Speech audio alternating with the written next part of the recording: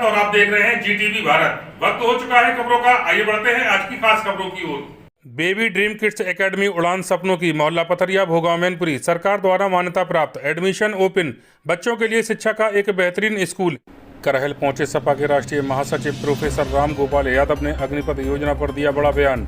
जनपद मैनपुरी के कस्बा करहल में सपा कार्यकर्ता रवि यादव बीडीसी की बहन के वैवाहिक कार्यक्रम में सम्मिलित होने समाजवादी पार्टी के राष्ट्रीय महासचिव प्रोफेसर राम गोपाल यादव ने अग्निपथ योजना पर बयान देते हुए कहा कि अग्निवीर जिन्हें हमने नाम दिया है उनका जीवन और भविष्य पूरी तरह बर्बाद करने का सरकार ने इंतजाम किया है। इनको न कोई रैंक न कोई पेंशन दी जा रही है। उन्होंने कहा जब आर्मी रेगुलर नहीं होगी तब सीमा पर यही लोग लगेंगे, फिर 4 साल के लिए अपनी जान देने को कौन तैयार होगा।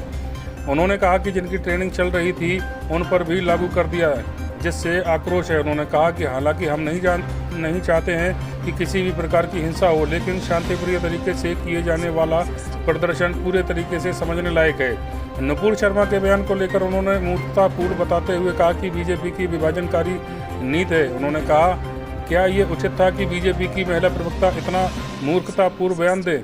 जब बयान दिया है तो इसका दुष्परिणाम भी होगा। उन्होंने कहा कि नुपुर शर्मा पर सरकार को कार्रवाई करनी चाहिए थी। कानून व्यवस्था पर पूछे गए सवाल के जवाब में उन्होंने कहा कि कानून व्यवस्था तोड़ने का काम जब रोज स्वयं मुख्यमंत्री कर रहे हैं तो कानून व्यवस्था कहां बचेगी। आगे और क्या कुछ कहा, आइए आपको सुनाते हैं। अग्निवीर जिन्हें नाम दिया है उनका जीवन और भविष्य पूरी तरह से बर्बाद करने का इंतजाम गवर्नमेंट ने किया। ये कोई भी व्यक्ति सड़क पर झाड़ू लगाने वाले व्यक्ति से लेके दिल्ली में बैठा हुआ आदमी भी अंदाज लगा सकता है और निष्कर्ष निकाल सकता है कि 4 साल की नौकरी का कोई अर्थ नहीं होता है। ये जो गवर्नमेंट कह रही है कि 4 साल के बाद 10% जो रिटायर हो जाएंगे उनको रक्षा में कर देंगे, इतना पुलिस में कर लेंगे, वो तो तब करोगे जब वहाँ भर्ती हो। भर्ती कौन सी हो रही? और दूसरे आर्मी जब नहीं होगी रेगुलर तो देश की सीमा पर तो यही लोग लगते हैं रोजाना। तो 4 साल के लिए अपनी जान कौन देने के लिए तैयार हो? और इनको कोई रैंक नहीं, कोई पेंशन नहीं, कोई चीज़ नहीं। अभी तो आदमी जाता है तो कहता था ये सूबेदार थे, ये मेजर थे, ये सूबेदार मेजर थे, ये फलां थे, किसी को रैंक नहीं मिले। क्या कहेंगे? ये कहेंगे इनके घर वाले कि 17 साल की उम्र में फौज में गए थे नौकरी करने, 21 साल की उम्र में रिटायर हो गए और 23 साल की उम्र में जब शादी वाले आएंगे तो कहेंगे लड़का नौकरी करके रिटायर हो आया है। इसके अलावा तो कुछ बचता नहीं कहना।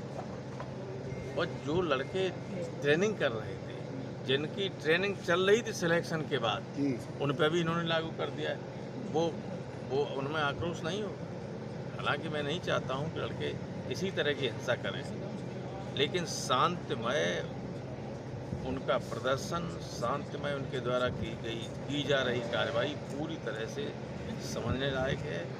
और कर क्या सकता है लोकतंत्र में व्यक्ति? सत्याग्रह ही कर सकता है, शांतिमय तरीके से प्रदर्शन कर सकता है, विरोध कर सकता है। उनके भविष्य का सवाल है।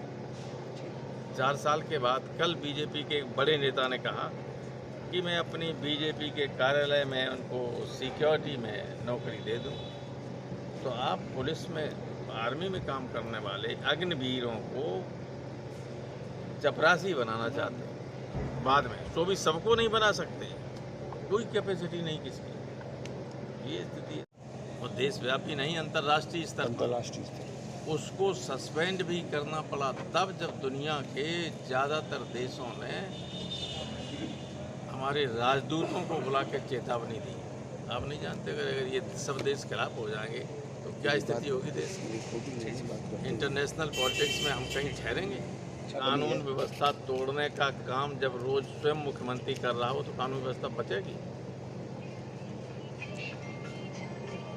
गैर कानूनी काम जब मुख्यमंत्री स्वयं करे, राज्य का प्रधान करे, तो कानून व्यवस्था कैसे बन सकती है? फिर तो अधिकारी भी मनमाने तरीके से करें। कोई कानून के हिसाब से काम नहीं होता है, मनमानी हो रही है, लोगों के साथ ज्यादतियाँ हो रही हैं, लोगों को अनावश्यक रूप से जेल डाला जा रहा है, झूठे मुकदमे कायम किए जा रहे हैं, मकान तोड़े जा रहे हैं।